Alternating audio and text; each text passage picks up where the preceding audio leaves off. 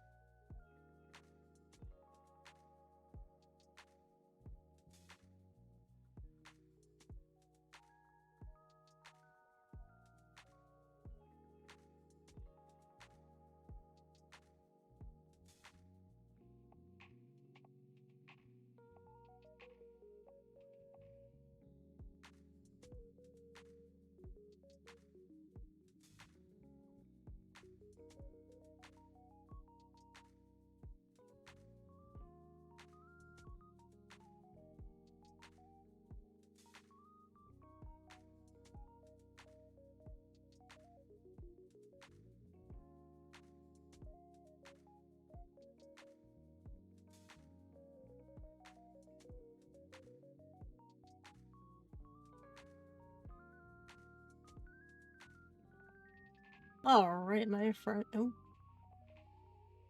I will wait for the ad break to end. I'll be right back.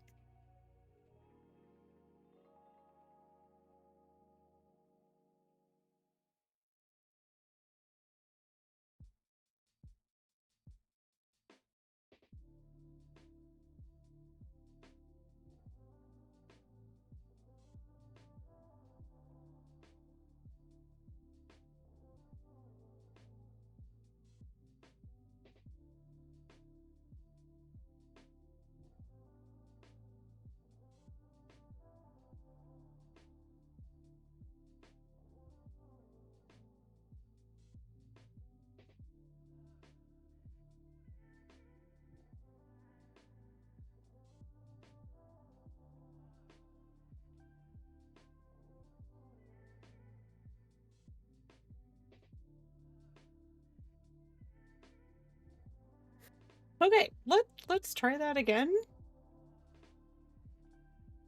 As you can tell, it's been a bit of a day.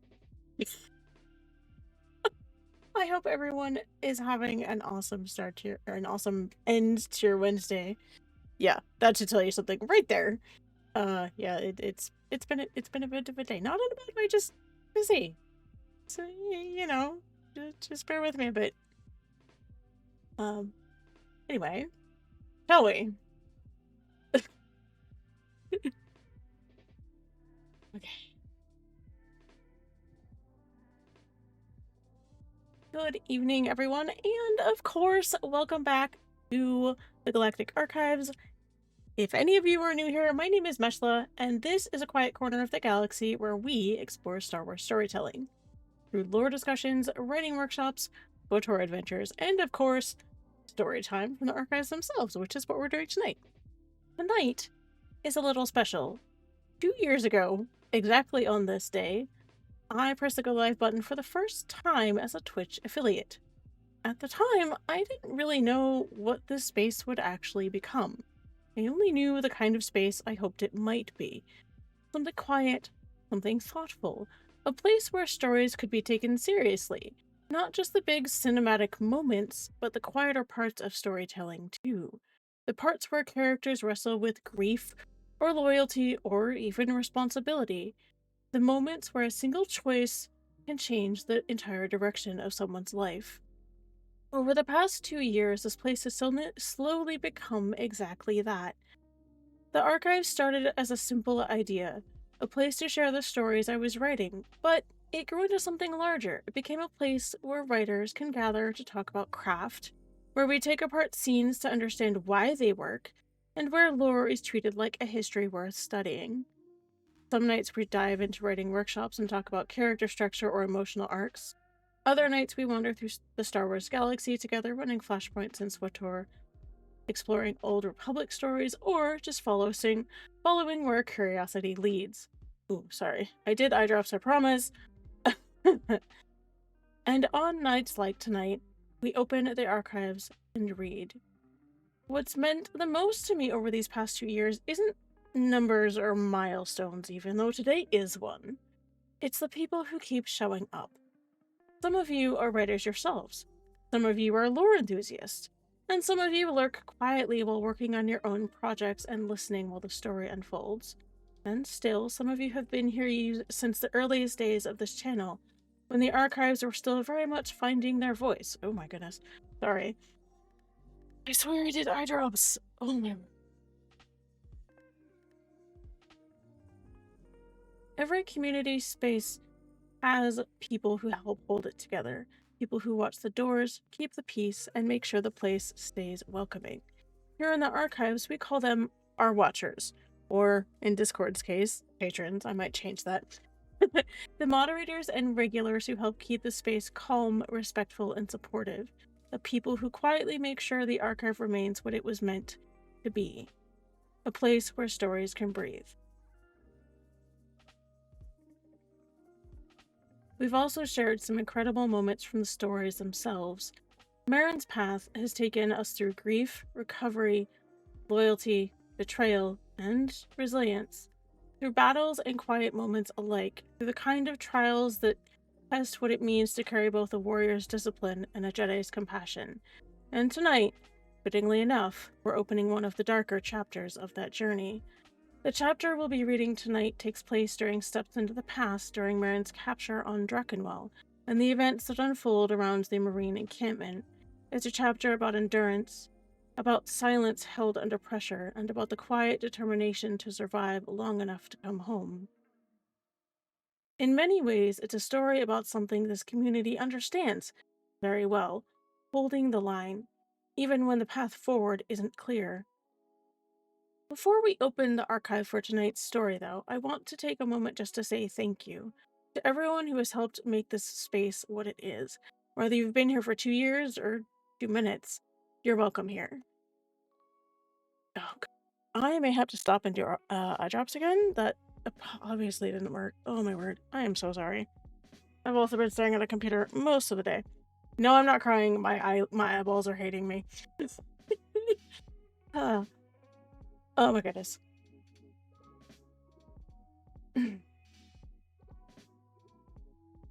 But, again, before we start reading, there's one more thing worth marking today.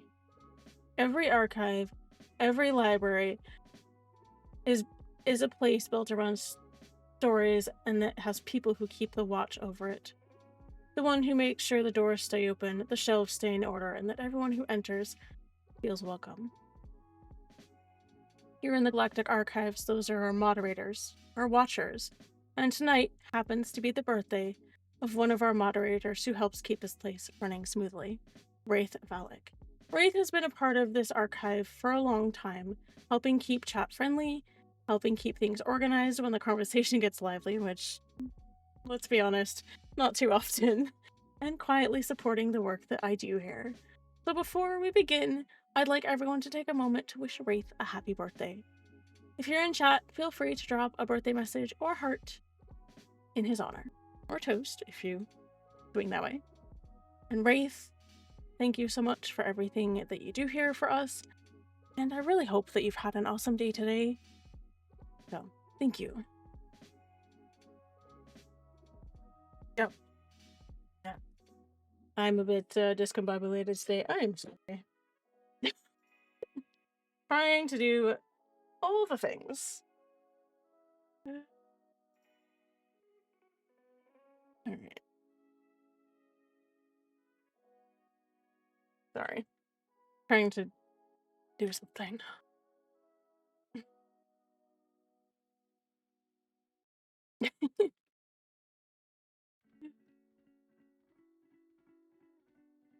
Anytime, friend. I'm glad that you are here and that all of my mods are here and everybody else. You guys are why this place exists. Let's be honest. If you weren't here, well, I'd probably be streaming, but hey.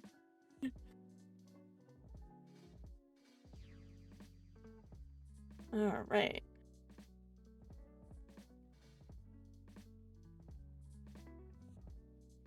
Okay. So we're going to start something a little bit different this evening before we get into our reading. I'd like to mark the opening of the archives on tonight, especially in a very special way. In many traditions, a flame is lit when stories are shared. Not as a celebration, but as a sign that knowledge is being kept and carried forward. So tonight, as we mark another year of the archives, we light the archive flame, which I do actually have a candle right here. I had to find it, but yes, we have a candle. Yes, I have a real candle. Come on. Oh, is this gonna work? There we go. It's a brand new candle.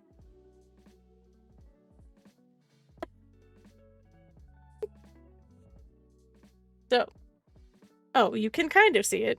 Yeah, there you go.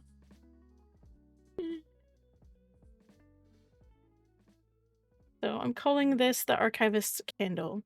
I had to put my hand up there so you guys could actually see it. So that's gonna sit here right next to me and hopefully not get bumped.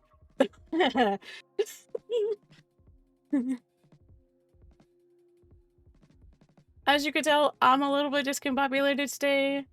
Like I said, it's been a very busy day, so I was not quite as well prepared as I wanted to be for this, but I am doing my best. So, yeah. There's something else also that I want to do, but it's not done yet. So, but I will tell you guys a little bit about it.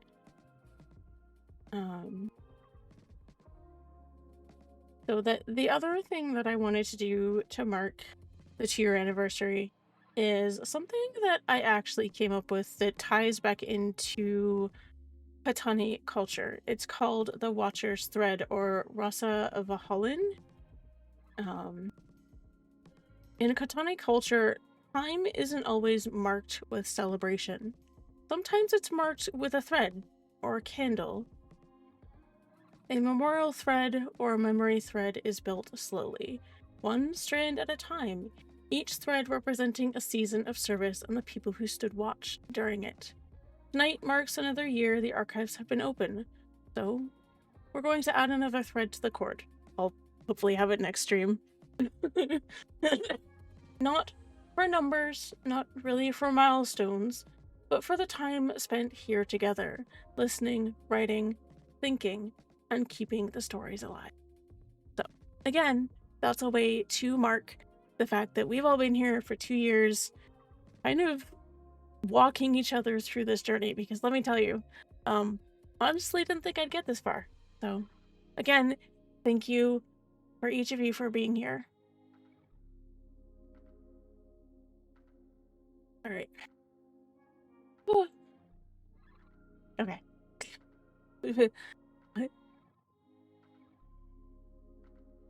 Luke needs water. Nice. Mm.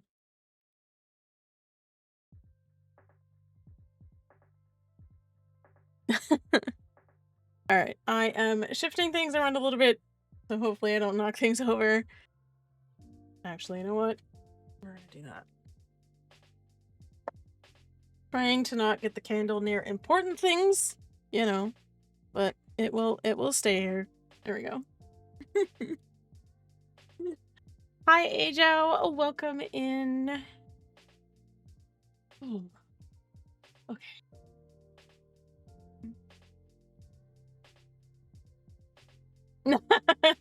Yeah, no, I'm moving it away from the computer.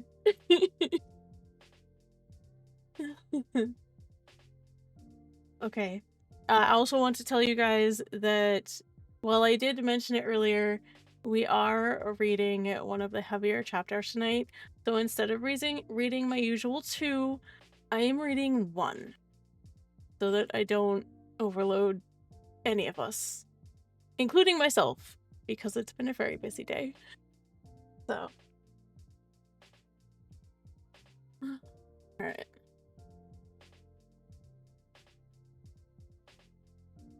Whoop. There we go.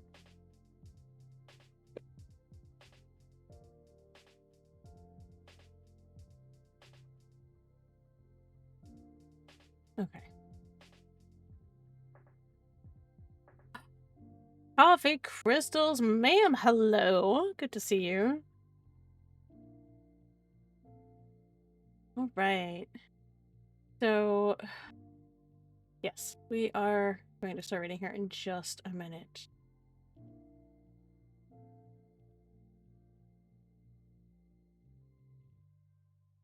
Give me 1 second while I find something.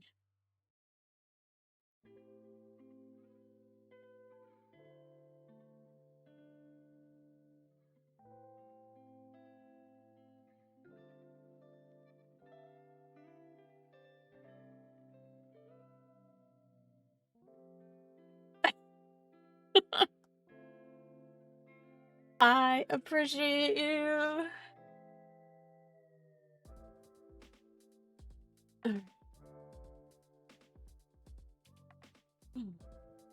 Okay. Oh. Sorry.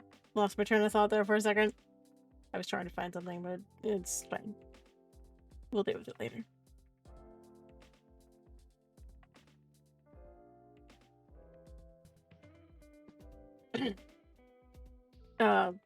I'm just gonna say you guys might want some warm drinks.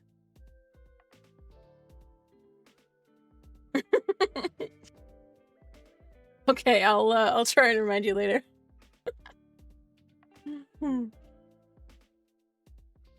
Oh.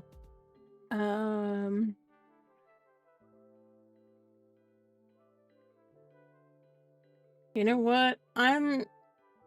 Yeah, give me 2 seconds while I put... It can let me do that.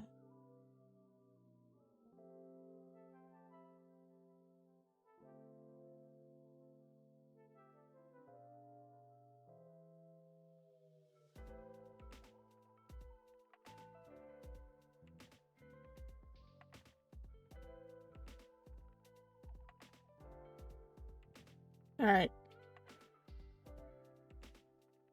Just so you guys are aware, my stories are rated PG-13, but I am putting a content warning on this stream specifically because it might be a little triggering for some people.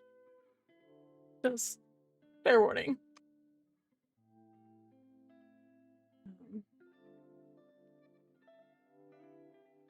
Sorry, I had to find out where to do that.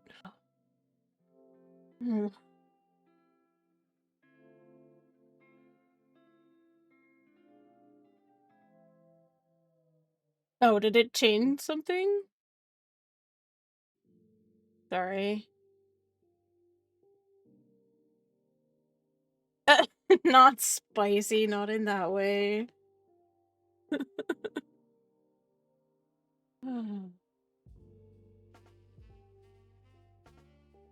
I mean, it's only PG-13, but I'm just covering my rear end here a little bit.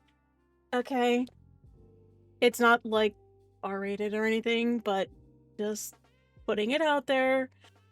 So yeah, it's... Yeah. So.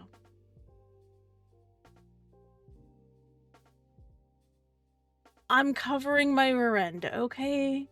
Just bear with me.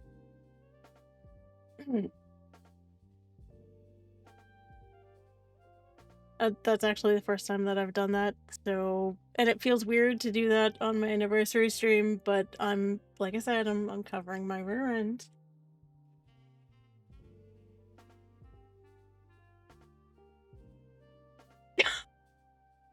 Oh,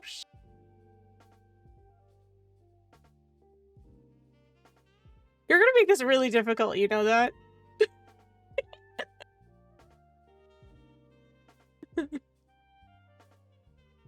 Look, this was not planned, okay? It just happened to fall on this particular day. Like I said, sorry. Deep breath. Okay.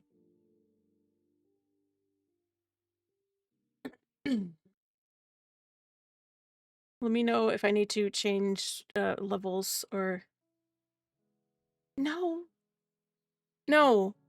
Not really in this chapter. Not really.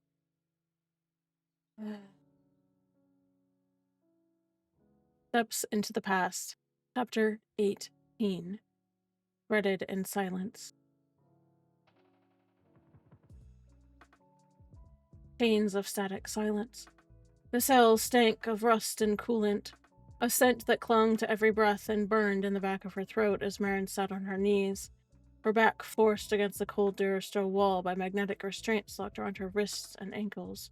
The shattered remains of her combat helmet lay discarded in the corner, the visor spider-webbed with cracks where a stun baton had driven it into the deck.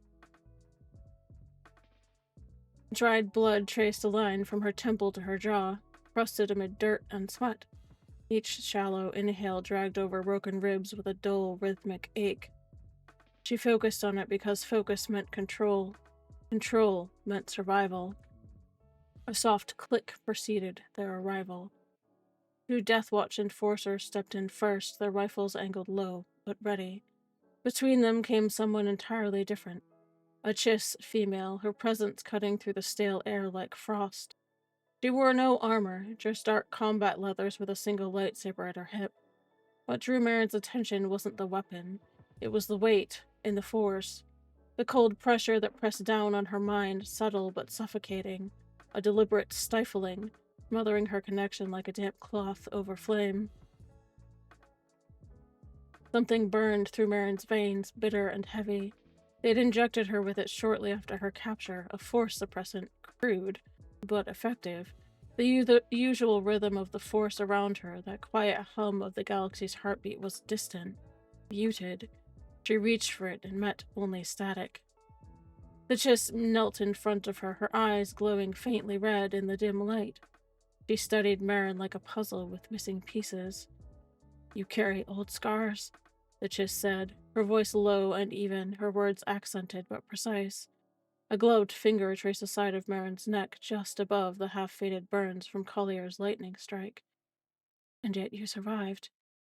Curious. Marin kept her gaze steady and her jaw locked, offering nothing. Silence was armor. She knew better than to hand them even a word. The Chiss tilted her head, almost amused, and then the pressure in the force sharpened. A thin arc of blue lightning danced between her fingers before striking Marin's chest. Pain exploded outward, raw and searing, dragging a rugged gasp from her throat before she could bite it back. The smell of ozone mingled with scorched fabric as her already bruised ribs screamed. "You're resilient," the Chiss murmured.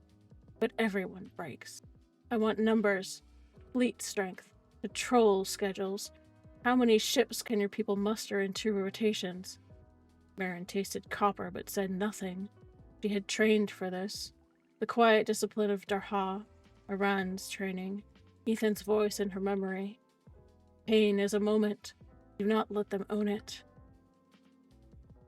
The Chiss studied her a moment longer and then flicked her fingers. Lightning struck again, lower this time, crawling over the half-healed burns from Collier as though mocking them. Marin's body arched, her breath stuttering before she clenched her jaw again, her teeth grinding. The pain ceased as the Chiss leaned even closer, her voice dropping to a murmur meant only for Marin. "These scars. Whoever gave you these tried to end you. Why keep surviving, little Jedi, if all you bring is silence?" Marin met her gaze, her blue eyes hard even through the haze of pain. Her voice rasped, rough but steady, because silence doesn't mean surrender. For the first time, the Chiss's expression shifted, a flicker of something like interest. And then she rose smoothly, gesturing to the guards. "Leave her," she ordered. "We'll see how long conviction lasts when the body forgets it." They filed out, the door hissing closed behind them. Marin sagged against the wall, every muscle trembling. The force felt so far away it might as well have been in another galaxy. But deep beneath the chemical haze and pain, the ember of her will continued to burn. Ethan's voice whispered from memory, a vow she'd repeated silently into the dark. "Hold on. You were not lost. Yet."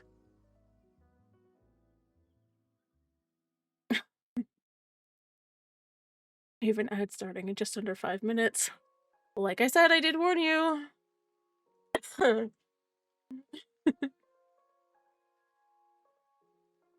Fragments beneath the static.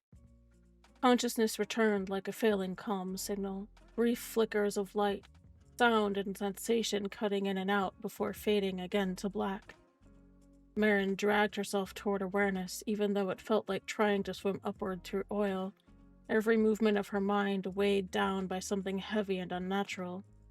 Her first breath burned, the air stank of grease, scorched metal, and stale smoke, thick enough to make her throat close.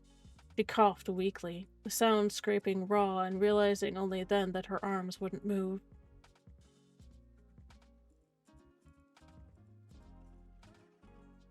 Her head lolled forward, her chin brushing against the torn collar of her fatigues where half-dried blood had stiffened the fabric into the rough edge. Each breath trembled, her ribs grinding with sharp electric pain. She guessed that at least 2 were cracked, maybe worse. And underneath it all was the ache of lightning, phantom current still crawling along her nerves, making her twitch involuntarily like a broken doll.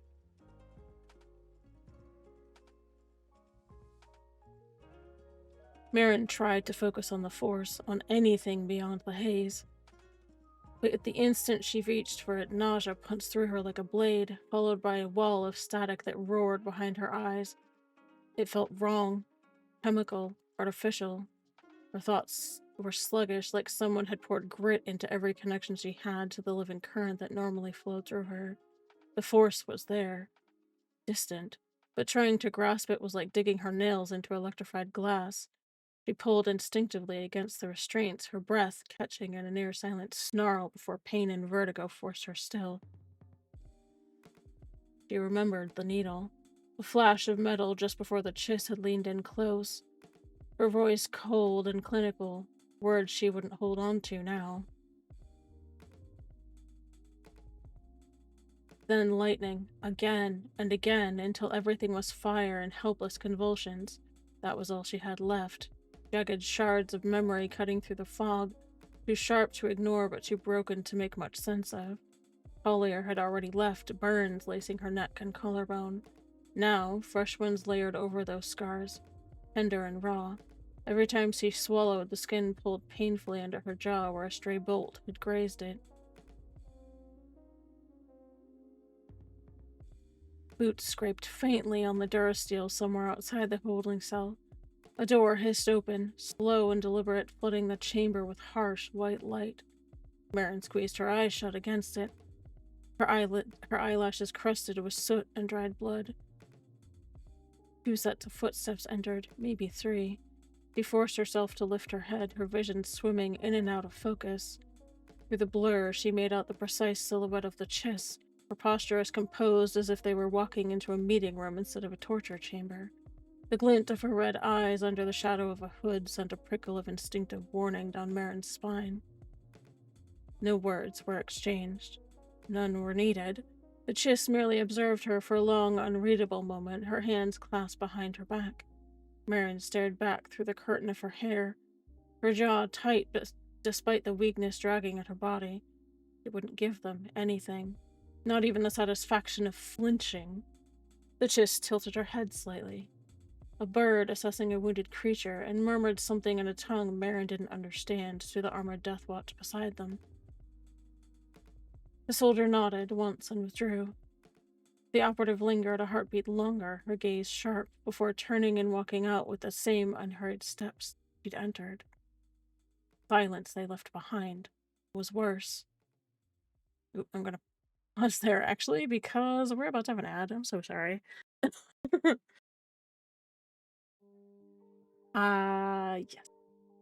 So I will see you guys back here in a minute and a half. I'm gonna go catch my breath and get some eye drops, apparently. So I will see you guys back in a minute and a half.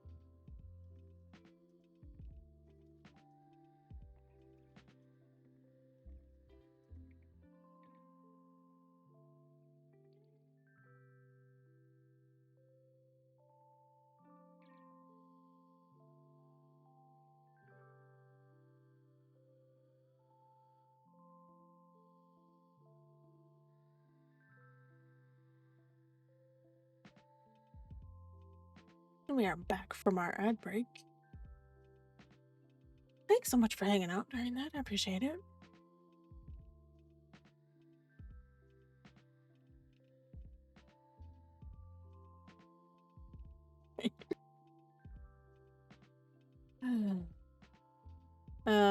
I do actually have one. You're in luck.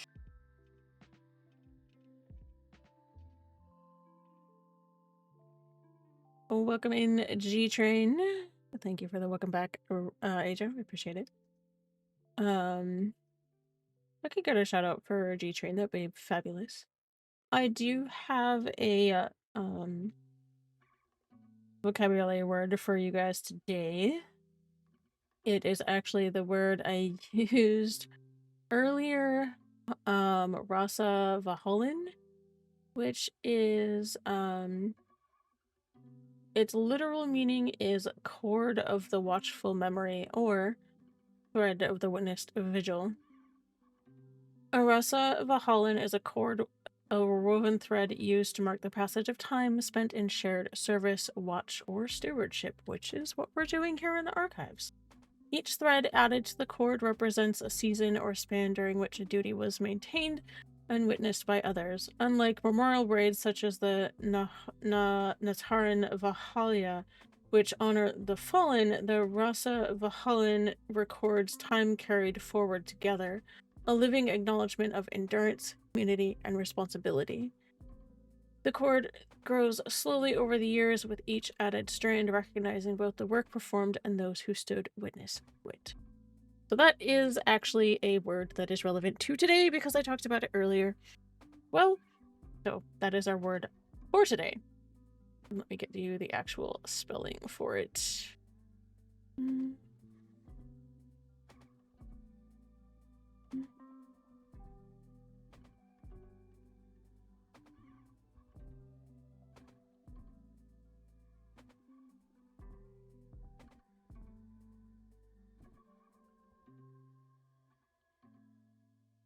There you go. That is our vocabulary word for the day, my friends. I should probably set that so it's one per stream. I'll fix it later. Thank you, G-Train, for redeeming vocabulary for the day. I appreciate it. Keep me hunting for new ones.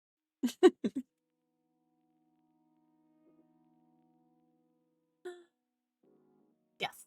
Yes, we do. As the stream title says on the box, it is my affiliate anniversary.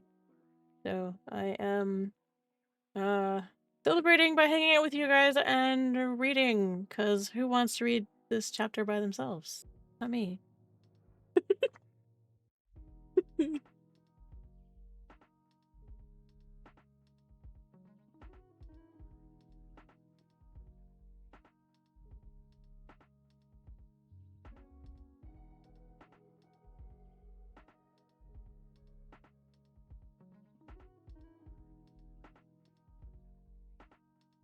Okay. This is for Wraith. There you go, sir.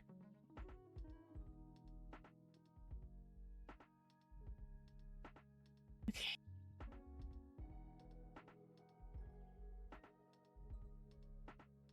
Yes, yes, you were. I remember you were there. Oh. Like I said, I don't want to read this chapter by myself. So thanks for being here. I appreciate you.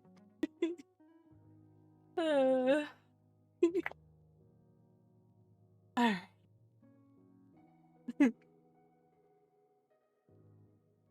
The silence I left behind was worse. It had a weight to it, pressing in on all sides, broken only by Marin's shallow, shaky breathing. From somewhere down the corridor drifted the sound of tools in use. A faint click, a muted hum, carried through the vents, followed by the dull clatter of something being set down and locked away. She didn't know what they were doing, what they wanted, but the air felt wrong, calculated. Everything about this was deliberate. A trap not meant for one battle, but for a war they hadn't even finished drawing the map for yet. Marin forced her eyes shut, dragging one breath at a time into her battered lungs. She pictured the trees on Tanagas, the way the wind used to sift through the leaves near the Durza estate. The smell of clean air. Anything to keep her mind from collapsing inward, from surrendering to the fog and static and pain. She tried to count her heartbeats, tried to force herself to stay aware. She tried to remember that Greer was out there, that the others were still alive, that someone, somehow, would come for her. But as the cell door sealed again, locking her in darkness lit only by a dull emergency strip on the ceiling, the reality gnawed at her bones. She was alone, cut off from the Force and entirely at their mercy. And for the first time since Collier, a small, cold thread of fear wound through her chest, not for her life, for what they wanted her alive for, and what they would do next to make sure she gave it to them. Like I said,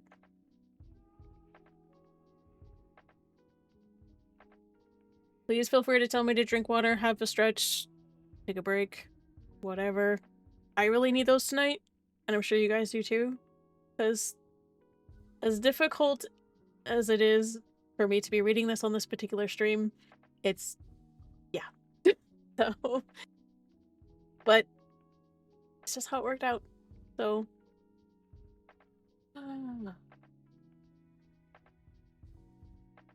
thank you, Rach. Oh.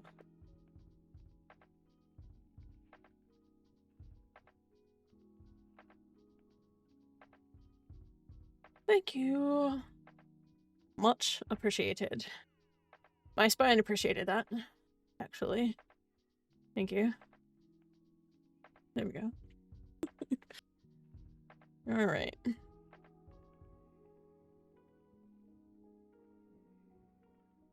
And I'm reminding myself to sit up and not slouch. So.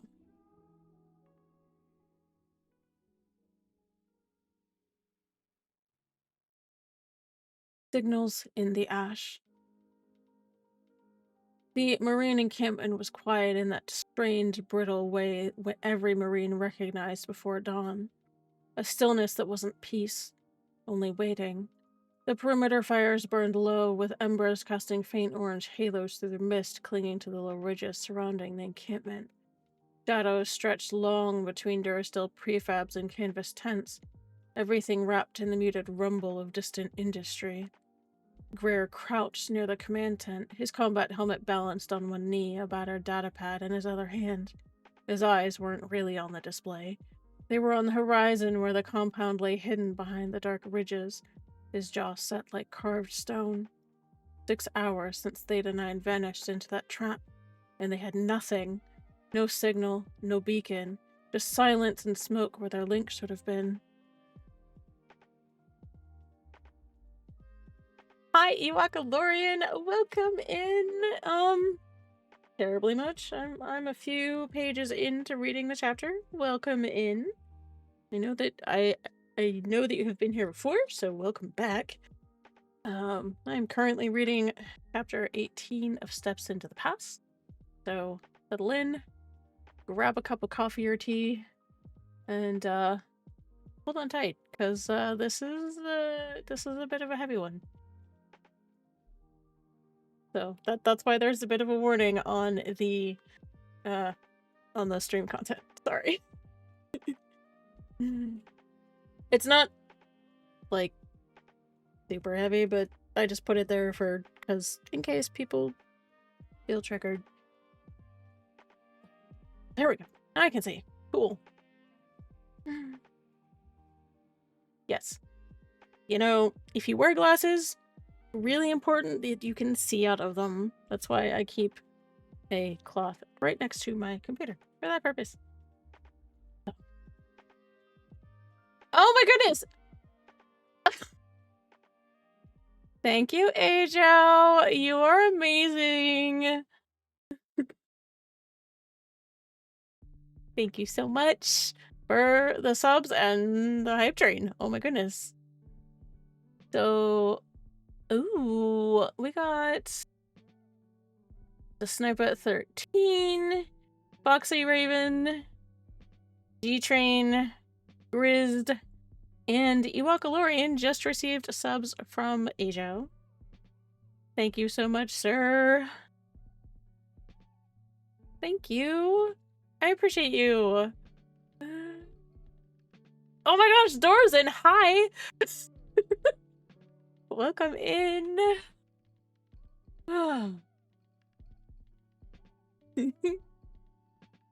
Okay. Again, I'm going to apologize for the content warning on the stream. I only did that in case people are sensitive to that kind of thing. So PG-13, I promise. Oh. You guys missed my awesome stream intro, unless you were lurking and I wasn't paying attention. But it's there in the VOD. So welcome in everybody that wandered in. For those who might be new or haven't been here in a while, my name is Meshla, and I'm a long-form storyteller. I write a Star Wars fanfiction, and have been doing so for 25 years. So we are currently reading Chapter 18 of Steps into the Past, called Threaded in Silence, which is book number 6? Yes, 6 in Marin's arc. Oh my goodness! Thank you for the follow, Foxy Raven. Welcome in. Thanks for being here tonight. Okay. Now, where was I? Ah, yes. This is why I mark where I'm reading. I am doing very well. Trying to keep track of where I'm at with reading and stream in general. It's been a bit of a day. You can definitely thank Ajo, also known as Fushio Benato? I think that's how he says his name. Yes. Yes, you can thank Ajo for that one.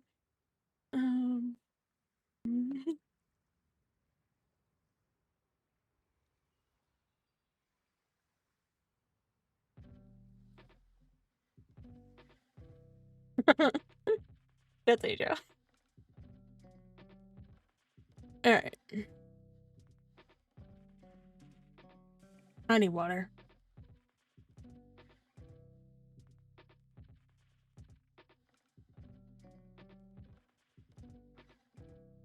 There we go. Okay. Greer gave the smallest nod and— oops, no, I missed one. He didn't move when Vec approached, his boots quiet on the packed ground, a ration tin in his hand. The sergeant shifted his stance a step to the side, back to the firelight, and brushed 2 fingers lightly across his forearm where only Greer would see. No change. Harris is watching grid 6. A glance over his shoulder confirmed Raoul sitting on a crate, casually cleaning his rifle for the benefit of the other Marines nearby, but his shoulders were angled toward Greer. Waiting. I'm gonna just pause right here because for those who have not been here during the previous reading, what just happened is essentially combat sign language, basically. So yeah. So I will read what the sign is and then I'll read the translation. So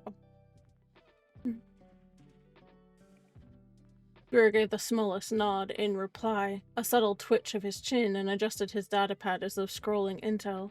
His index finger tapped once against the rim. A slow, deliberate beat. Cold perimeter, no comms. Vec's return signal was the smallest scrape of his boot in the gravel. A silent copy before he turned, looking for all the galaxy like just another Marine making the rounds. A pair of corporals, Halloran and Dance, walked past on their way to the watchline, their murmured conversation indistinct, and casual enough not to draw notice, but Greer's gaze followed them through half-closed eyelids. Oh my goodness! Level 1 hype train, you guys! I know,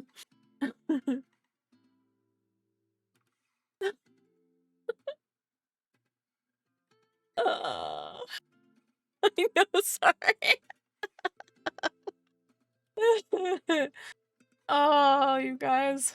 This is not cozy reading, I assure you. Not this chapter. Yes, choo-choo indeed. Thank you. Thank you, Ajo, for that amazing hype train. I appreciate you. And congratulations for everybody who received a gifted sub from Ajo. And thank you all for joining me here tonight, whether you're simply listening and lurking, or you're subscribed to the channel, or you're following. I appreciate each and every one of you for being here. Alright. There we go. But Greer's gaze followed them through half-closed eyelids, the weight in his stare like a blade testing its edge.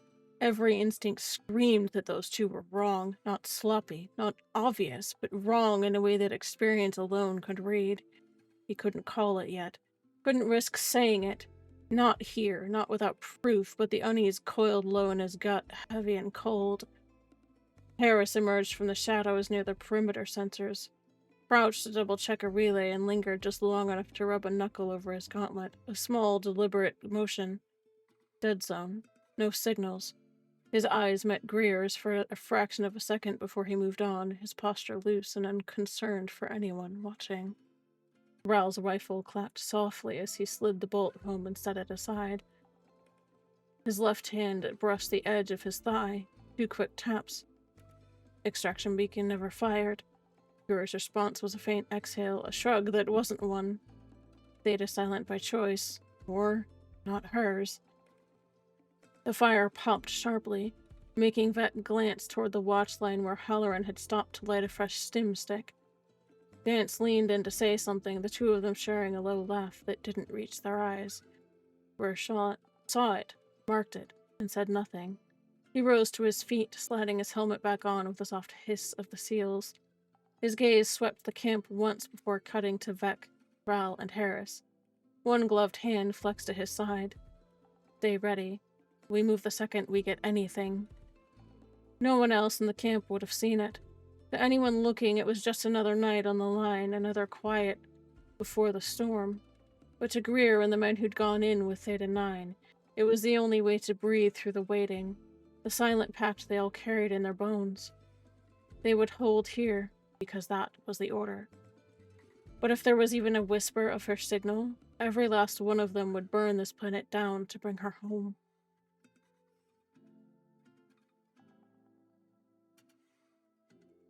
Silent currents. The night pressed in heavy and close, smog filtering the starlight into a dirty haze above the tree line. The forward encampment lay in a crescent around the compound's western approach. Standard field tents, low-power lamps, and the muted hum of a sensor relay trying to cut through the interference. It looked like any other marine staging area on a hostile world, but beneath the surface the current of tension ran silent and strong. Greer moved silently through the camp with his helmet on and his rifle slung across his chest. Harris and Vec flanked him loosely, their patrol pattern casual enough to avoid notice, but their spacing wasn't random. Each step, each pause, was deliberate, habit born from too many close calls where comms couldn't be trusted. Ral kept a slow circle along the outer line, pretending to check motion sensors, but never letting his gaze stray too far from the 2 corporals leaning near the fire suppression crate. Halloran and Dance. Dance stood with his helmet clipped to his belt, his head tilted as if he were merely adjusting a rifle strap. But Harris had seen it. The quick flash of fingers along his thigh plate, a fraction too fast and too precise to be idle fidgeting. Halloran responded a heartbeat later, shifting his stance just enough to glance toward the command tent before looking away. Standard Marine gesture? Maybe. But Harris's gut said otherwise. They walked past in silence, boots crunching softly in the fine gravel. As they passed between the fire crate and the perimeter wire, Harris let his gloved hand brush Greer's wrist guard, fingertips tapping once, paused, and then twice. Watch them. Greer didn't turn his head. He didn't even break stride. His rifle dipped a bare centimeter, a meaningless adjustment to anyone else, but Harris felt the message and the weight of it. Seen. Stay quiet. They kept walking, cutting a wide arc past Vec, who shifted his own rifle subtly, his helmet swinging toward Halloran for a beat too long before drifting away. Non-verbal chatter, all of it under the noise floor of standard marine signals. To anyone else, they were just 3 men patrolling a tense camp before a high-risk op. IT emerged from the command tent, his helmet under one arm, speaking in a low voice with a comm-tech. Greer suddenly altered course, giving the briefest flick of his hand where only IT could see. Problem. IT's jaw tightened fractionally, his reply hidden in the way he brushed dust from his sleeve. Later. Behind them, Dance leaned toward Halloran, his lips moving in a whisper Harris couldn't catch, but his eyes caught the way Dance's fingers ghosted along his rifle grip again. That same odd rhythm, a code he didn't know. Harris swallowed the curse burning in his throat and stayed quiet. No comms, no sudden moves, no proof yet. Just the gnawing certainty that someone had already started mapping their silences, trying to crack what should have been unbreakable. When Greer peeled off toward the tent with IT, Harris fell back to cover Vec. Every muscle coiled tight. The whole camp looked calm. Marine order calm. But in the space between gestures, in the quiet where true messages lived, a different war was being fought.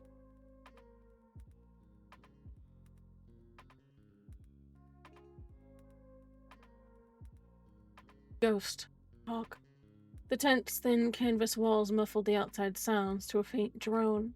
Distant boots on dirt, a soft murmur of voices near the fire suppression crate, and the occasional faint rattle of a rifle sling being adjusted. Inside, the glow of a portable lamp threw long shadows over the tactical map spread across the folding table. The air smelled of recycled filter packs and sweat, heavy with the kind of tension only men who'd survived too many bad drops knew how to taste. IT stood over the table, his helmet tucked under his arm, his eyes locked on the map but not even reading it. Greer stepped inside, motioning Harris to stay by the flap, and then sealed it behind them. For three heartbeats, nothing moved but the slow flicker of the lamp. Greer shifted his rifle from his shoulder, letting it hang by the strap, his fingers grazing the edge of his thigh plate. A single tap. Pause, and then he dragged his fingers upward, followed by a sharp cross motion towards the inside of his thigh.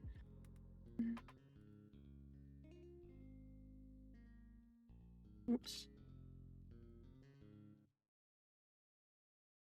Problem. Watching. Pattern's wrong. IT didn't glance up. His response came the subtle scrape of his glove across the map's edge, an idle gesture to anyone else.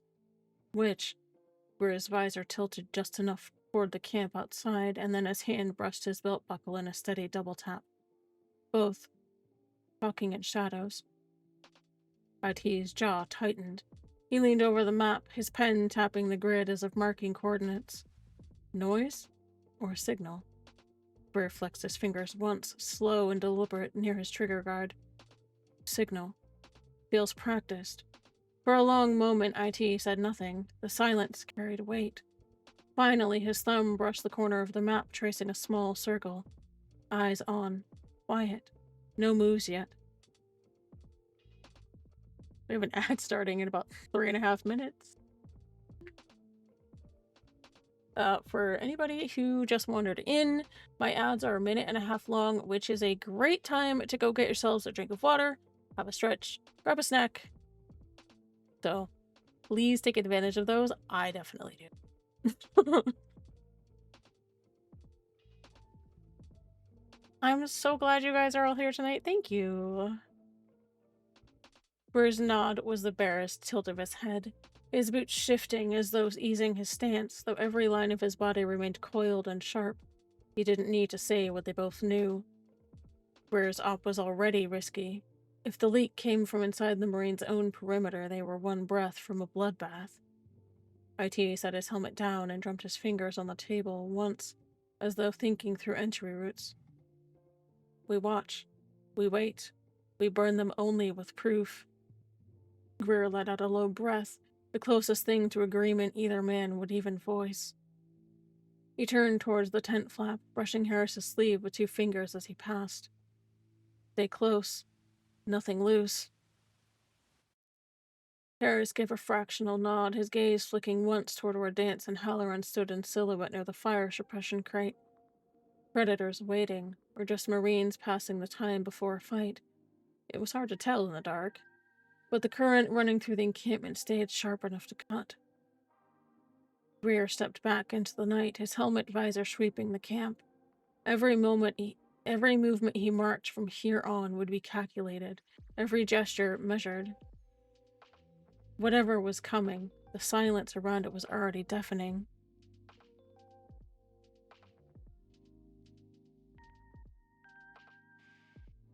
Dada was bearing false mercy. The room reeked of scorched metal and old oil, a damp, clinging smell that never seemed to leave the lungs. Shadows crawled high on the walls where the flickering emergency lights didn't reach. Marin lay on her side where they had dropped her after the last round of questioning, every breath a ragged grind against cracked ribs. Her wrists were locked in stun cuffs behind her back, faint pulses of current keeping her muscles weak, leaving her hands tingling and half numb. She had stopped trying to reach for the Force hours ago. Every attempt brought the same sickening wave, a lurch in her gut like freefall, static scraping along the inside of her skull, the sense of something vital just out of reach. The compound they had injected her into her veins still burned, cold and wrong. She remembered the first dose, the sting of the needle, the slow flooding weight that dragged at her senses, dulling everything until even breathing felt like wading through smoke. Now, every attempt to focus ended in a nauseating spiral, dizziness rolling over her like heat waves off a scorched plain. Their questions hadn't changed. Numbers, fleet positions, where the Katani deployments had shifted after Collier. I'm gonna pause right there because our ad's about to start in 12 seconds. Please go take care of yourselves, get a drink of water, and have a stretch. I'm going to do the same. See you in a minute and a half.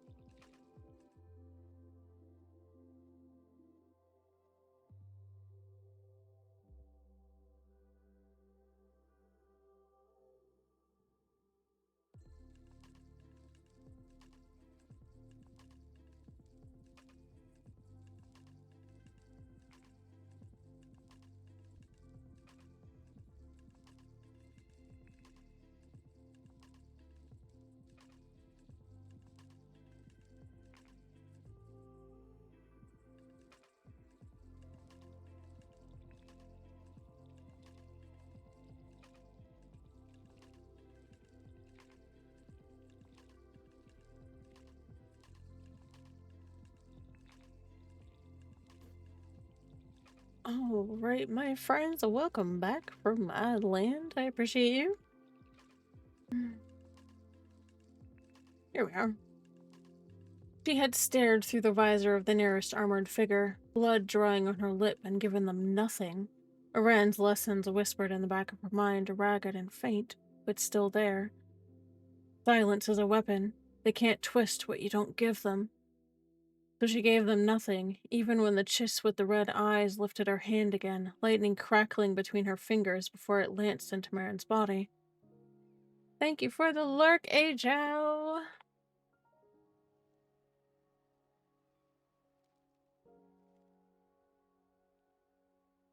The pain had been sharp and searing, a second sun under her skin, leaving new burns to join the faded scars on her neck from Collier. She had curled her body against it, bitten back a scream, and held her silence because anything else would be giving them ground. At some point, the Chiss crouched in front of her, her voice soft, accented words like glass. We will take what we need one way or another, child. This is mercy. The next surge of lightning had felt like a promise broken. When the last questions ended with the same defiance, the room had gone quiet. Their footsteps receded, and low murmurs in Mandoa were traded like distant thunder. She was left on the floor, her body trembling with exhaustion, her head thick with static. Somewhere beyond her blurred vision, metal clicked softly. Her saber casing. She recognized the sound even in the haze. She tried to lift her head, to focus, but it was too far and too heavy. She never saw what they did to it, never heard the whisper of tools working at its heart. Hands reached for her later, rough but efficient. They were not cruel this time, there was no need. They had decided on their message. A gloved hand hooked under her arm, dragging her upright, her boots scraping across the floor. There was the faint hiss of an injector against her neck, a sedative flooding her system before she could fully register it. The world tilted, dimmed, and narrowed to a pinpoint of light as her body went slack. The last thing she felt was the cold press of an armored shoulder against her as they lifted her, like she wasn't even there. Outside, the haze still hung low over Druckenwell's industrial outskirts, a dirty fog that blurred the hard lines of dead factories and skeletal towers. A pair of Kurtzad operatives emerged from the gutted structure, silent as wraiths. They carried her between them, their boots crunching softly on debris, Marin's head lolling against her chest. One of them clipped her lightsaber neatly back to her belt. Her combat vibroblade was then tucked into its familiar sheath at her thigh. A calculated touch, yet deliberate. To anyone who found her, it would look like she had crawled free on her own, fought back, and barely made it out alive. They carried her to the edge of the perimeter, far enough to see the faint orange glow of the distant marine perimeter lights flickering in the fog. Just enough movement in the murk to suggest life beyond the kill zone. They halted there and waited for a long moment, scanning the haze for any sign of sentries. None were close enough. One of them shifted her weight, and then with a quiet hand signal they let her slump to the ground in a controlled drop, her boots touching first before her knees gave out. She stayed on her side, unconscious, the cuffs still locked around her wrists. A faint groan escaped her lips, but nothing more. Without a word, the Death Watch team melted back into the fog, leaving nothing but a battered, unconscious Marine with no name, one knife, one saber, and a silent thread of treachery buried deep within its heart, waiting to lead them home.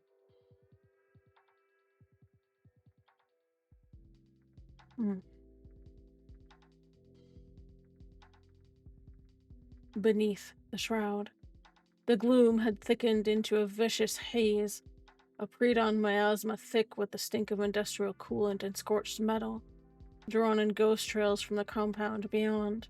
The air was too still, unnatural. It wasn't quiet, just suspended as if the world itself waited to exhale. Captain IT stood just inside the open flap of the command tent, his hands braced on the narrow table. The glow from the map display cast pale light upward over his jaw, outlining the sharp crease between his eyebrows. He hadn't moved in nearly half an hour.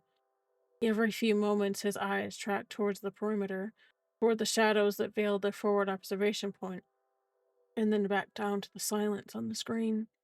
Nothing. No haptic pings, no silent recall, no breach alerts, no signal from Theta 9. Not yet. Behind him, Greer stood more still than the canvas walls. His helmet rested on the table beside him, his unreadable gray eyes fixed outward. Even without the haptic relay, the gesture he passed to IT as he stepped up beside him was unmistakable. Not yet, but close. IT didn't reply with a gesture. He didn't have to. He just nodded once, slowly, and keyed the channel closed. The rest of the Marines didn't need to see the readout. Not yet. Not while there was still a chance. Outside, at the outer edge of the encampment, Harris adjusted the focus on his electro-binoculars for the 4th time in as many minutes. Nothing but fog and ruin, swirling like ghosts just out of reach. So sorry.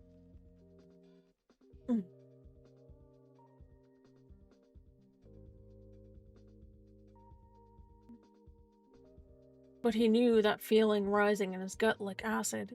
He knew it too damn well. Something was coming. He pulled the macro binoculars down and made a subtle motion, a fingertip to the brow and down the cheek. Unconfirmed movement northwest, beyond the line. Beck caught it from where he crouched behind one of the supply stacks and gave the subtlest of replies. 2 knuckles tapped to the temple and then to the dirt. Watching. Ral ghosted between them a second later, his shadow long and silent. He didn't speak, he just paused near Harris and laid one gloved hand across his own chest, then raised it and held it midair for a beat. Pulse. Not a machine. Maybe wounded. They all held. It came again, distant, so faint it could have been a trick of the gas venting from deeper in the complex. A figure. No. 2. No. One was carried between the other 2, barely visible and then gone again into the shifting smog. Where it moved. Not far. Just to the edge of the shadow where the command tent met the early morning dark. He didn't give any orders. He didn't call for weapons. He just passed a slow, firm motion. 3 fingers held low and spread. Drawn up and clenched. Hold position. Watch. Wait. They couldn't move, yet. They couldn't risk drawing attention to the encampment with a strike team. If it was her. If it was, they denied, and she was still breathing, they had to let it play. Let the enemy show their hand. Inside the med tent, Halloran leaned back on a crate, his helmet still on, his chin lifted just enough to suggest arrogance. Dance stood nearby, his arms crossed, his posture loose, too casual for the hour. Both had the bored look of men waiting for orders they already knew would come. But Greer had seen it, and so had Harris. The way Halloran's eyes narrowed too precisely at the mention of a relay scan. The way Dance's glove tapped a rhythm too close to veil code to be a coincidence. Wrong tempo, wrong cadence, but close. Close enough to have been learned, not lived. And Harris, to his credit, had made note of it all. A subtle head tilt toward Greer at the edge of the hour before, a motion tucked beneath the ordinary but clear in its intent. Mapping veil? Or mocking it? Greer had responded with nothing but the shift of his jaw, a single step to block the line of sight. No code, no gesture, but Harris knew. IT glanced at Greer again just once. Extraction not viable. We wait. And so, they waited. For the fog to clear, for the figure to emerge, for the lie to be complete. And beneath it all, a single unspoken thread passed between them, woven in stillness and breath. If it's her, and she's still alive, we do not fail. Not this time. Not her.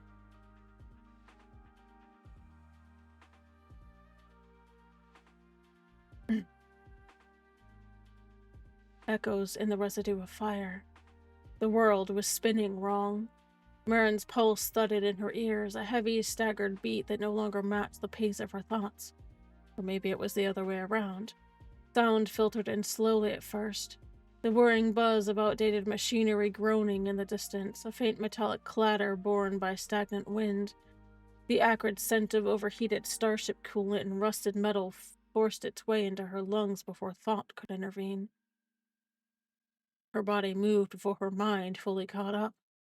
A breath hissed between clenched teeth. Mandoa barely formed as she rolled to one side and fought to stay there. Everything ached. No, not ached. Seared. Her skin burned with residual static, the kind she'd felt on Collier when the Deathwatch Rusulor first attacked her with force lightning. But this was worse. Deeper. It wasn't just the skin. It was in her bones. Her joints trembled, her limbs protested even the shift in posture. Her gloved fingers scraped weakly against the ground. Fine gravel and ash clung to her palms. Her armor was still intact. Mostly. Though it felt heavier than it should have. She knew her helmet had been crushed, cracked, and discarded during the assault, and it hadn't been returned. She wasn't surprised. What did surprise her was the weight at her belt.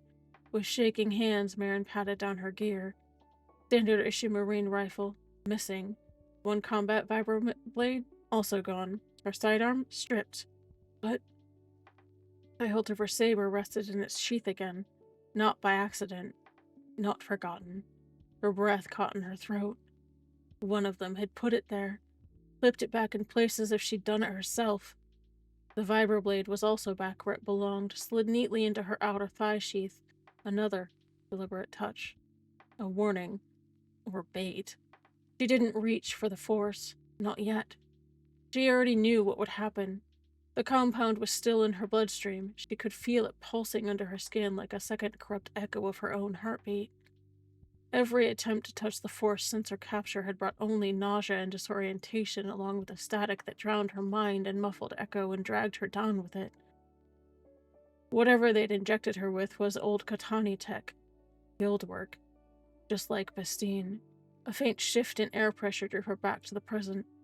She didn't hesitate. Her muscles screamed as she forced herself to roll, to move, to act. Too slow. Too late. A hard pressure slammed into the side of her neck. A blaster muzzle and a gloved hand locked cold Dursteel cuffs around her wrist. "Nariva!" the voice growled through a modulated vocoder. A warning. She didn't heed it.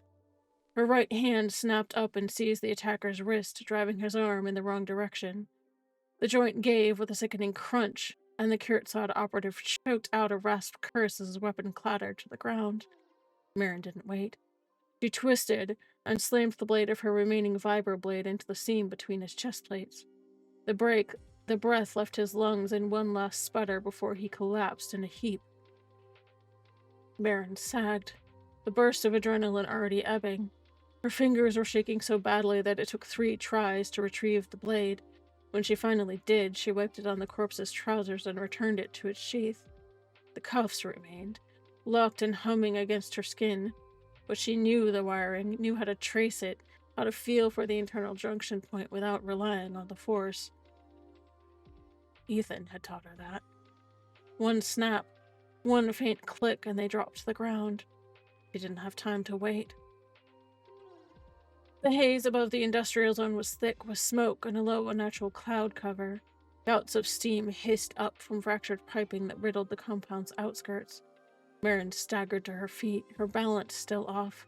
Her breath caught in her chest. The edges of her vision kept going hazy. She crouched beside a pile of broken permacrete and scrap overtaken by stubborn vines and the gnarled remnants of Vong-warped flora. Not much greenery survived here. The world had reverted to its industry, polluted, weaponized, and built atop ruin. But the refuse offered just enough cover for her to press into the debris and go still. Still enough to listen, still enough to think. Her saber rested on her belt, but something was wrong with it. She didn't know what, only that it hadn't been returned out of kindness, and she didn't have the clarity to examine it. The hilt felt heavier than it should. The balance was off. They'd done something. But she didn't know what that was. Not yet. The pull of the Marine encampment was faint, but present. She didn't know how far the Deathwatch operatives had carried her before they dumped her here, but she could feel the rhythm of familiar Marine patrols, the vague buzz of low-power relay pings, a rhythm that she'd memorized. Marin braced her hand against the leaning girder and pushed off with a groan. The motion cost her. Her ribs screamed in protest, but she gritted her teeth and kept moving. Quiet. slow. Her legs threatened to give away with each step, but she'd long since learned to push through pain. The sonics had made everything feel disjointed. Each motion came seconds out of time with her thoughts, but she would not stop. Not until she saw them. Not until she reached the perimeter. Not until she knew Greer and the others were still alive. I will not die out here. That thought carried her forward, staggering through the haze. Above her, the clouds shifted, cast in orange from the distant flame vents of a working refinery. Heat shimmered across the cracked ferrocrete. The scent of fuel clung to her armor, making it hard to breathe.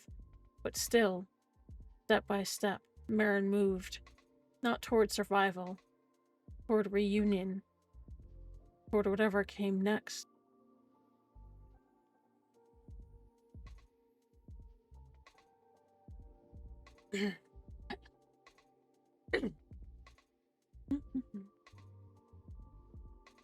Beneath the gaze of ghosted steel, the stench of ozone and sweat clung to the underbelly of the factory like rot that refused to die. Pipes hissed overhead, belching faint steam that curled around rusted support struts and half-lit control panels. The air was too still. A stillness that did not belong in a place as alive with industry as this. The Death Watch officer shifted his weight, his armored boots creaking faintly as he leaned over the shoulder of his subordinate. The screen before them flickered, static-rimmed feeds cycling through the compound's outer perimeters and decoy zones. No movement, not even from the patrol they dispatched to check on the northern access ridge. His gauntlet tapped the monitor's edge once. And then again. Nothing. He said nothing at first, not aloud. He just stood there, his visor tilted forward, his arms folded tight across his chest plate as he stared down the silence, bleeding from every camera feed. The patrol was late. The girl hadn't been moved for hours, not since the Chiss had ordered her taken from view.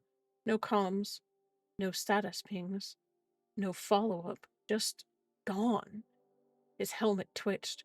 The faintest flicker of a frown pulled at the edge of his mouth beneath the helmet. Then a slow, guttural chuckle began to rumble in his chest. Of course. He straightened.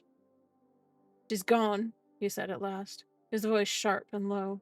Not a question, not even a theory, simply fact. The lieutenant looked up, hesitating. No sign on the feeds, sir. Exactly, the officer snapped. Nothing on the feeds, no motion alerts, no biometrics, no trace signatures from the patrol's standard boots or armor. He leaned in again, a shadow cast over the blinking feed controls, one hand planted on the desk beside the seated lieutenant's elbow. She slipped the leash. The younger man swallowed audibly. You want me to alert the— No, the officer growled.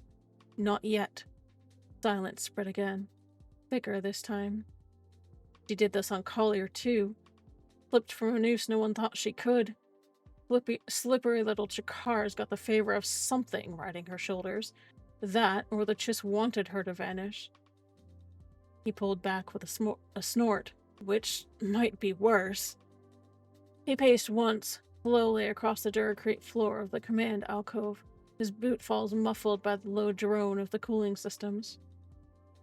Overhead, the lights buzzed slightly with power fluctuations still unresolved from the firefight hours before. The compound had taken a hit. Enough to make command uneasy, but not enough to drive them to abandon the installation. Not yet. He turned back, lips pulling into a grin that didn't reach his eyes. She's been a thorn in our side since the Tanagas hunt, since Pestine. She's barely even old enough to remember Galan, but every time we think we've taken her off the board, she cuts her way back in. Exactly. He stepped in closer, dropping his voice. Pull the ghost team from level 2 and set them to silent pursuit. Don't alert the Sith. Not yet.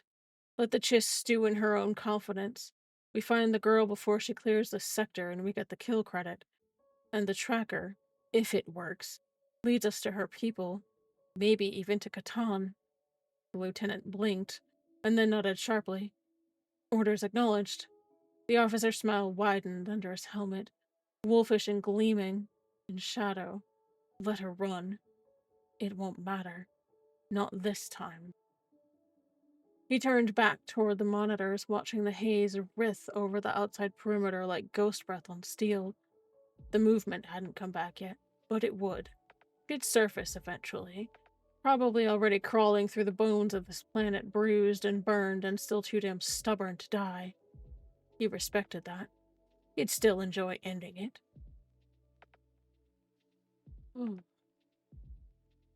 Also, by the way, male voices are really hard, so I apologize in advance if I butcher them. I try.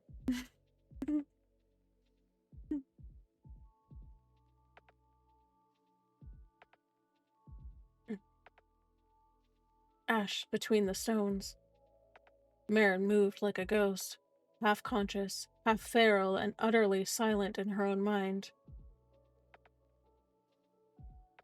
The scrub and debris that had been little more than camouflage minutes ago now became treacherous terrain, the jagged skeletons of a forgotten war zone pressing close against her body as she crawled. Every centimeter she gained was earned through fire and instinct, her body screaming with pain from burns, bruises, broken ribs, and the lingering haze of whatever the chiss had pumped into her system. Static throbbed at the edge of her thoughts. She didn't reach for the Force. She refused to. Even a whisper in that direction brought a creeping wave of nausea that nearly doubled her over. So she shut it down. All of it. She pushed herself lower to the ground, her fingers digging into the scorched dirt as she pulled herself forward, one slow drag at a time. Her battered armor scraped against chunks of durasteel, reinforcing rods, and shattered duracrete, but she made no sound. She didn't dare. The footsteps were too close. They weren't her team. She knew that immediately, not by sound, but by the weight of movement. It was louder, heavier, and careless. They didn't move like Vec or Ral. They didn't hold formation like Greer's fire team, and they damn sure didn't move like Ethan. These weren't shadows. These were hunters playing with their prey. Combing the outskirts not because they'd lost her, but because they thought they'd let her go. Marin's hand slipped for just a second, her gloved fingers sliding against an oil-slicked patch of durasteel, and her breath caught in her throat. She froze. She waited, counted heartbeats. 4, 5, 6. A murmured sentence drifted from somewhere nearby, modulated, laughing, casual in a way that made her blood run cold. She exhaled through her teeth and pressed deeper into the curve of a collapsed support beam, letting the twisted remnant shield her from view. The haze in her skull pulsed again, a high-pitched whine just behind her eyes, no doubt a byproduct of the sonic burst from the compound and the chemical fog still in her bloodstream. She could feel every heartbeat like a hammer blow against her ribs. She didn't have long. She reached up to adjust the combat knife strapped to her thigh, her only weapon now worth using quickly.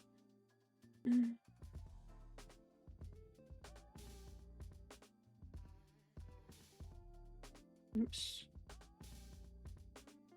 And caught a glimpse of her own reflection in a shard of transparisteel wedged into the rubble. Her face was nearly unrecognizable. Blood streaked across one cheek. Dirt and ash smudged her jawline. Her braid was matted and torn. Still, her eyes burned steady. Focused. Not broken. Not yet.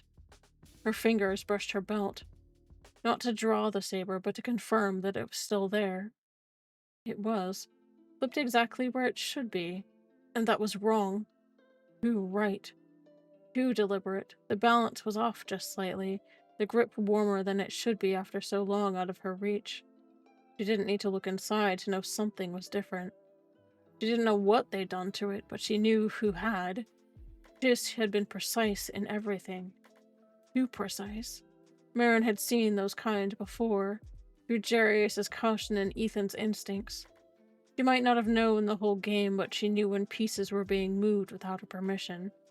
The saber was compromised, which meant the tracker wasn't on her.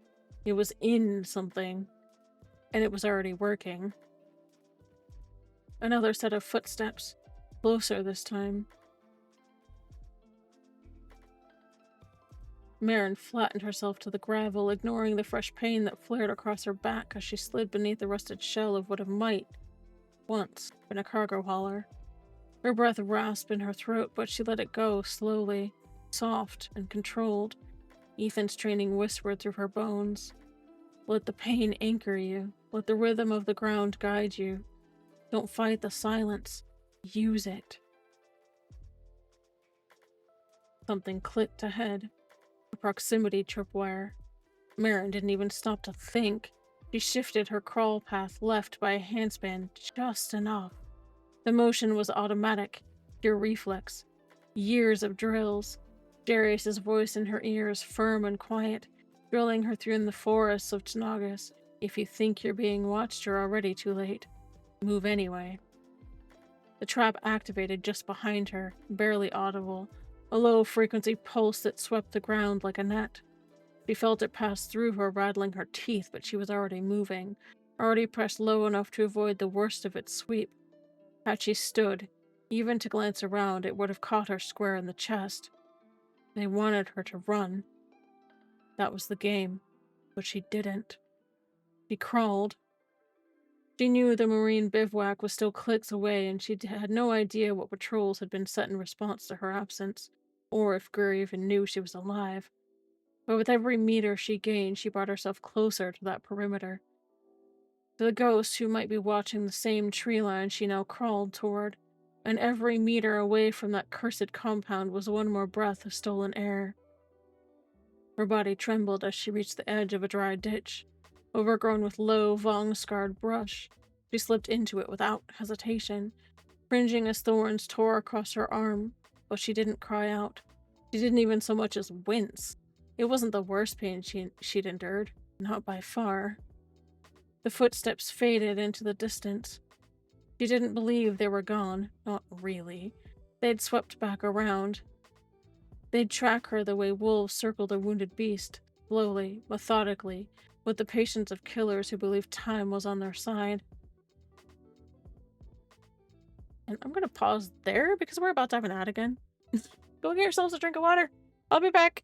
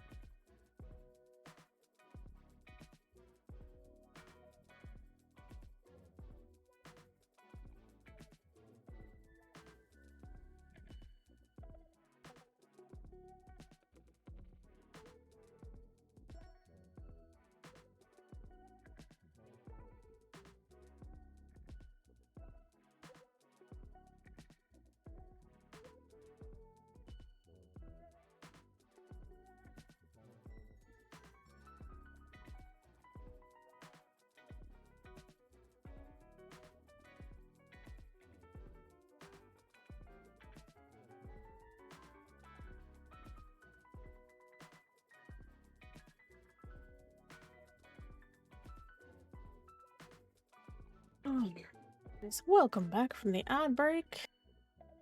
Before we continue with the rest of our chapter this evening, I want to take a moment or two to share something that I'm actually looking forward to a little bit later this month. On March 20th, the Galactic Archives will be hosting a special stream in support of Starlight Children's Foundation. Hi Taba, welcome in! Thank you! Starlight is an organization that helps bring moments of joy, play, and imagination to children facing serious illness. They provide things like hospital gaming stations, virtual reality experiences, and interactive programs that allow kids to escape, even briefly, into worlds of adventure and creativity. For a child spending long stretches in a hospital room, those moments of play can mean a great deal. They create space for laughter, for imagination, and for the simple feeling of being a kid again. That's honestly something I care about deeply, and it feels very much in line with what we try to do here in the archives. Stories have always been a way for people to find hope, resilience, and light, even in difficult circumstances. So, on March 20, we'll open the evening with a short reflection on hope and resilience through my Star Wars story, um, train your, train your daughter to be stronger, I believe is the English translation. There we go. Had to take a second. And then we'll spend the rest of the stream adventuring in Star Wars The Old Republic on a brand new Jedi Sage. There will, of course, be a few small fundraiser elements throughout the stream. Nothing chaotic, I assure you. Just a few fun ways the community can participate if they'd like to. And if supporting the cause isn't something you're able to do right now, simply being there and sharing the space is just as meaningful. I will, of course, be sharing more details as we get a little closer, but I wanted to give everybody a heads up tonight because I think it's going to be a really special evening. And I would really appreciate it if all of you could be there. Thank you again, Tubba, for wandering in. I appreciate you, and every time you're able to be here. Thank you.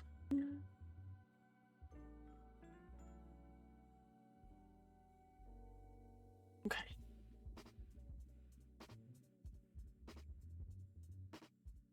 Okay.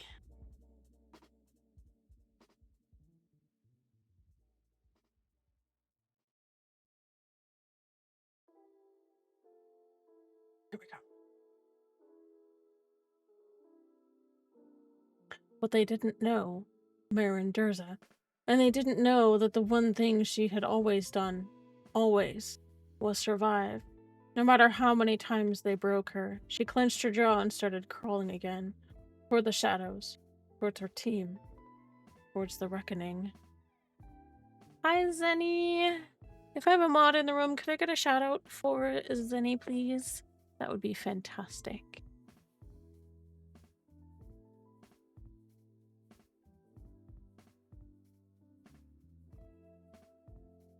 Herded through the ash.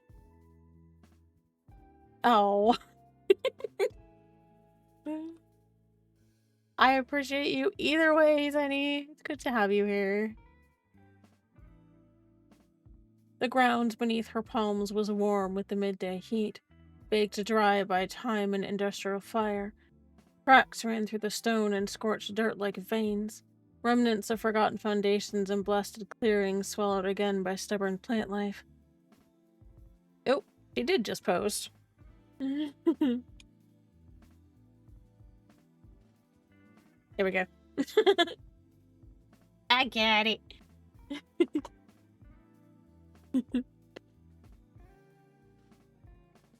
Marin moved in silence, but it was a learned silence.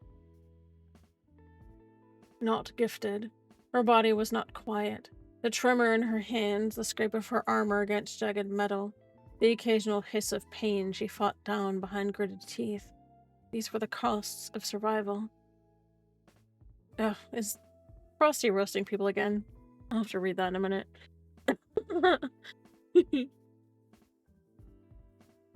Oh, I haven't had a chance to look at that. So sorry. The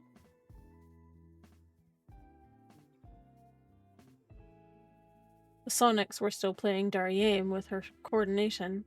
Every few meters she was forced to stop, breathe, and reorient, sometimes on her hands and knees, sometimes flat on her stomach. Her braid clung damply to her neck. She could taste the copper sting of blood in the back of her throat. Even breathing was starting to feel like a calculated risk. But she could hear them, just barely, through the haze and distance. Not the Marines, not even Greer's squad. No, these were heavier, louder, too loud. The footsteps of people who didn't care if they were heard. It wasn't carelessness, but confidence. A kind of violence all its own. Their boots pressing down on the scrub and shattered ferrocrete like it belonged to them. And then she caught the cadence. 4 sets, spanning wide, a flanking maneuver, subtle enough that someone untrained might miss it. But Marin had learned from Jarius, from Ethan, and from Moran. This wasn't a chase. They were pushing her somewhere. She felt ice settle low in her gut, rising through her spine like a shiver that refused to settle. She crouched in place beneath the angled shadow of a fallen wall, her breath tight in her chest. Her fingers found the grip of her combat vibroblade, but she didn't draw. Not yet. Not until she was sure. Don't panic. Count the signs. You're still breathing. That means you've still got time. The voice wasn't real. It was memory, Ethan's, maybe, or her own, wearing his voice like armor. She exhaled slowly and softly, trying to pace herself. The dizziness wasn't gone, but she'd learned how to move with it. Shift her weight low, use momentum instead of balance, and brace if needed. Crawl if she had to. Still crouched. She crept to the edge of the ruin and let one eye skim the field beyond, nothing obvious, but then a flash of matte black across the clearing just for a second. Not armor like Greer's. This wasn't Marine issue. It was too worn, too jagged in design. Her blood went cold as she recognized the silhouette. Kersad. She ducked back beneath cover instantly. They were still tracking her. They hadn't lost her at all. They wanted her to know that they were there. And suddenly it clicked. They weren't chasing her. They were driving her. Straight toward the Marines. Her heart hammered once in her chest, heavy and cold. She remembered the saber, flipped too neatly to her belt. The vibroblade sheathed where it belonged. The way the blaster fire earlier hadn't been aimed to kill. The way no traps had been sprung. They didn't want her dead. They wanted her found. Oh no, she whispered. Her grip on the vibroblade tightened until the edges of the hilt dug into her palm. She shifted course, edging slowly toward the right of her original trajectory, careful not to dislodge the thin veil of debris that shielded her from view. But before she could move more than a meter, the sound of movement came from the left again, closer this time. Crunching scrub, metal brushing metal. Another squad. They'd encircled her. She crouched lower, drawing the blade this time backhanded, as she always did. The motion steadied her. It was familiar and practiced. Her blue eyes scanned the shadows, but there was nothing she could see yet. Only the noise. The intention. She recognized it now. Herding. Corralling. Just like on that hunt with Jarius back on Tanagas. The one where they'd let the stag run itself right into the trap. She froze behind a charred support pillar, mouth dry, sweat stinging her eyes. They're funneling me. Not to the factory. To the camp. A cold chill crawled down her spine, sharper than any blade. She pressed her forehead briefly to the cool metal beneath her hand, breathing hard. She remembered the briefing, the mission, the intel that had led them here. All of it was too clean, too easy. And now this. They'd wanted her here. Wanted her squad here. The factory wasn't a target. It was bait. And the tracker... She looked down at her belt, at the saber that had been returned so neatly. She knew. The Chiss hadn't needed to follow. She had all she wanted. Marin's hand curled into a fist beside her thigh. She wanted to scream, wanted to throw the saber into the dirt and run, but she didn't. She couldn't. The only way out was forward. And the only protection her team had was her. Another footstep. Right side. Close. She slipped backwards beneath a pile of collapsed Durasteel reinforcement and chunks of permacrete covered in dry brush, using her forearms to pull herself silently into the space. The metal scraped against her armor but didn't give. She held her breath and listened. Boots passed. She counted 4 again. Same squad, or another mirroring the same tactic. She didn't move until the sound had faded again. Then she crept forward through the underbrush, now angled deliberately off the path she'd been driven along. If she could just... A flash of movement up ahead, a shimmer of blue and silver between the scrub. Not armor. Fabric. She froze. Her fingers lifted instinctively. 3 fingers. Wait.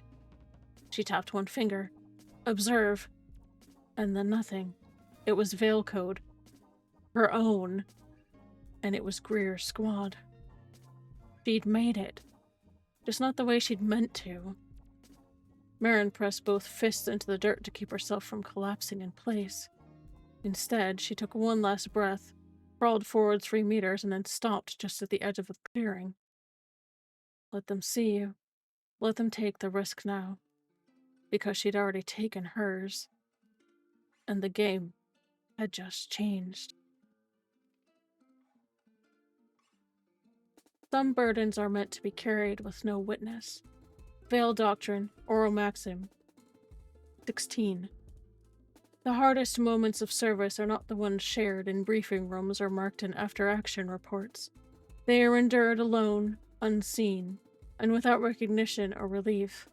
Under Veil service, there are no choices made and pain borne that no one else can take from you. Silence, here, is not secrecy. It is endurance. What is carried without witness is still carried in service of those who must never know the cost. And that, my friends, is chapter 18.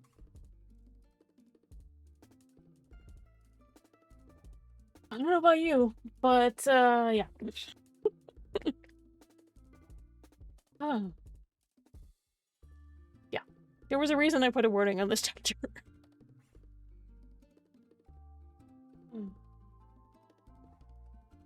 Okay.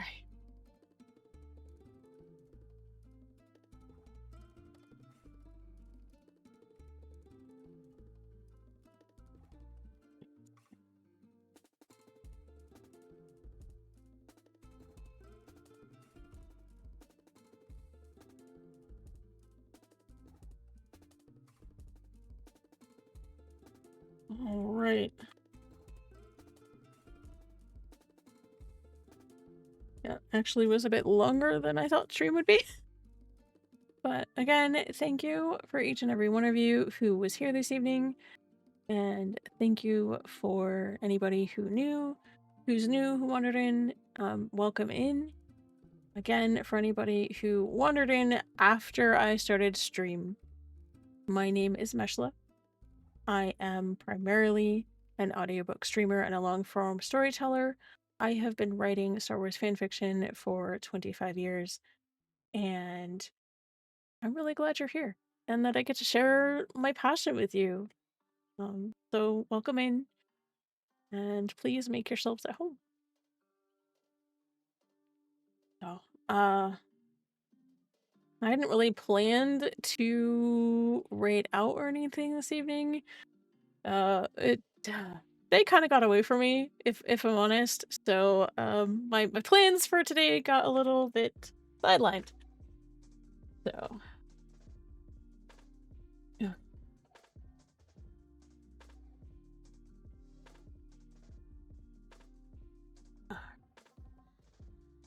Um, let me just double check something so I'm not like telling you guys all the wrong stuff. Oh my goodness. I need... Okay. Oh,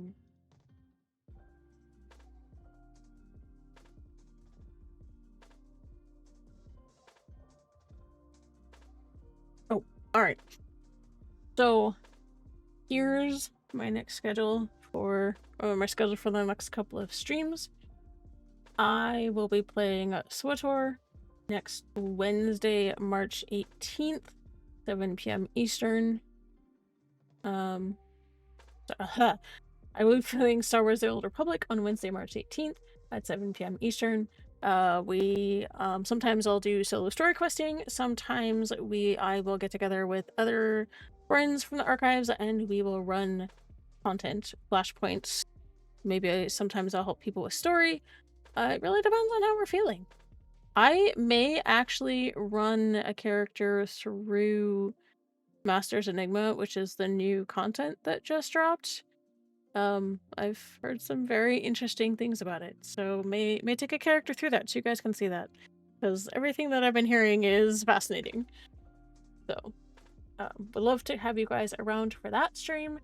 And as I mentioned earlier in stream, I will be doing a charity stream on Friday, March 20th at 7 p.m. Eastern. That is not a normal stream time by any means, or not a normal stream day by any means.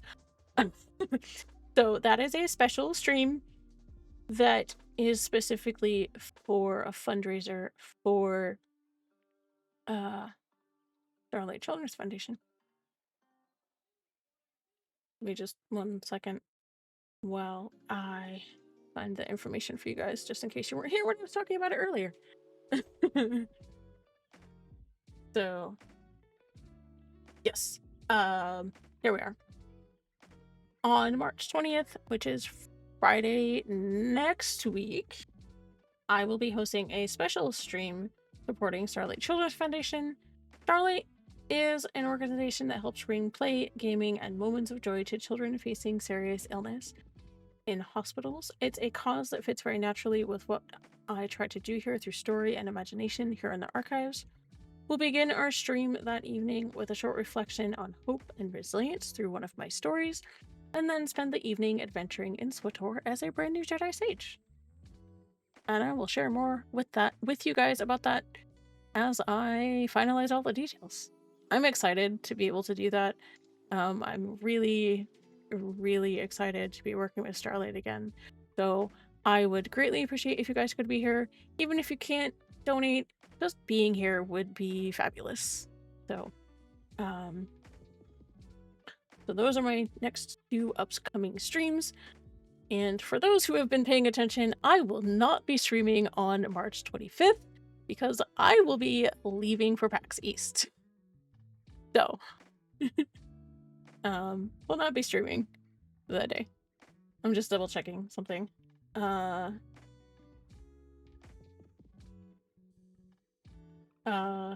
Yes. So I'm streaming Friday, March 20th, and then I have a regularly scheduled stream on Sunday, March 22nd, which will be my next writing workshop. Alright.